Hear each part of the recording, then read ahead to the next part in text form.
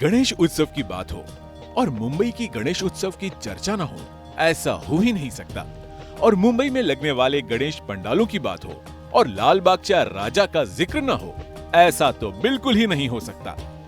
लाल बाग के राजा सिर्फ मुंबई या भारत में नहीं, बल्कि पूरी दुनिया में मशहूर हैं।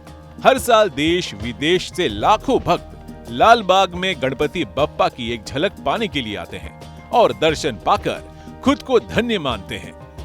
भक्ति और शक्ति का अनूठा संगम माने जाने वाले लाल बाग के राजा के प्रति लोगों का अटूट विश्वास सनातनी परंपरा की वो विरासत है जो कई युगों से चलती आ रही है। चाहे आम हो या खास, लाल बाग के राजा के दर पर हर कोई शीश झुकाता है।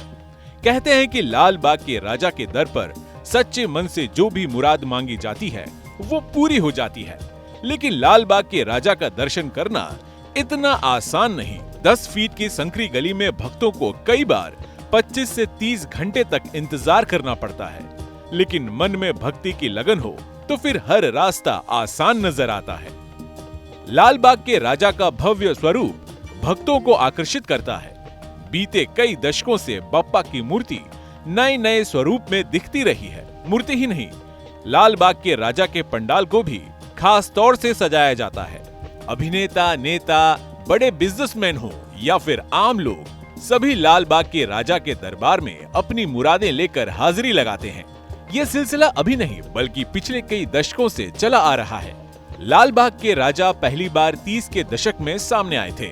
कहा जाता है कि साल 1934 में पहली बार लाल बाग बाजार क्षेत्र के श्रमिकों के एक समूह ने अपनी स्वयं की गणेश मूर्ति स्थापित करके इस परंपरा की शुरुआत की थी।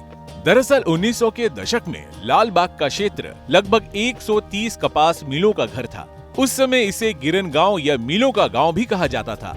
साल 1932 में जब औद्योगिकरण हुआ तो बाजार बंद हो गए। इससे वहां रहने वाले व्यापारी, विक्रेता और मछुआरा समुदाय प्रभावित हुआ। मछुआरों को काफी मुश्किल वक्त से गुजरना पड़ा और सड़क पर अपना सामान बेचने को मजबूर होना पड़ा। तब लोगों ने मिलकर कुछ पैसे जोड़े और गणपति जी की छोटी सी मूर्ति लेकर आए और उनसे मन्नत मांगी कि अगर उनका रोजगार बचा रहा तो वे गणपति उत्सव करेंगे। 2 साल बाद 1934 में इनकी मन्नत पूरी हुई। ये उनका सौभाग्य था कि उन्हें नया बाजार शुरू करने के लिए जमीन का एक टुकड़ा मिला। समुदाय के सदस्यों ने इस भूमि का एक हिस्सा वर्तमान लाल बाग वार्षिक सार्वजनिक गणेश मंडल को समर्पित करने का फैसला लिया। इसके बाद भगवान के प्रति अपना सम्मान दिखाने के लिए यहाँ गणपति की एक मूर्ति भी स्थापित की और इस तरह उनका काम चल निकला और तब से पूजा की परंपरा शुरू हो गई। 1935 में कामली परिवार के मुखिया मधुसूदन कामली ने गणपति की मूर्ति बनाने की जिम्मेदारी ली। तब से मूर्ति बनाना और उसकी देखभाल करना उनके परिवार की परंपरा रही है। पहली मूर्ति एक साधारण 2 फुट ऊंची मिट्टी की मूर्ति थी। उसके बाद बड़ी सी बड़ी मूर्ति लाने की परंपरा चलती आ रही है। जैसे जैसे मंडल बढ़ता गया वैसे वैसे मूर्ति का आकार और उसकी लोकप्रियता भी बढ़ती गई। 1950 के दशक तक लाल बागचा राजा मुंबई का एक प्रमुख गणेश पंडाल बन गया।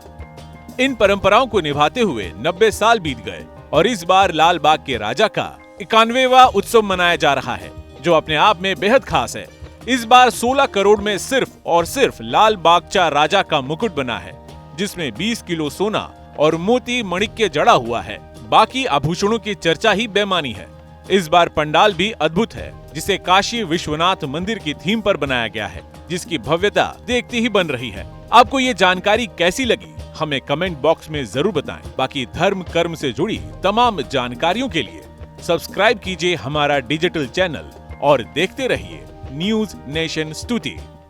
न्यूज नेशन अब व्हाट्सएप पर। खबरों के ताजा अपडेट के लिए न्यूज नेशन के इस QR कोड को स्कैन करें।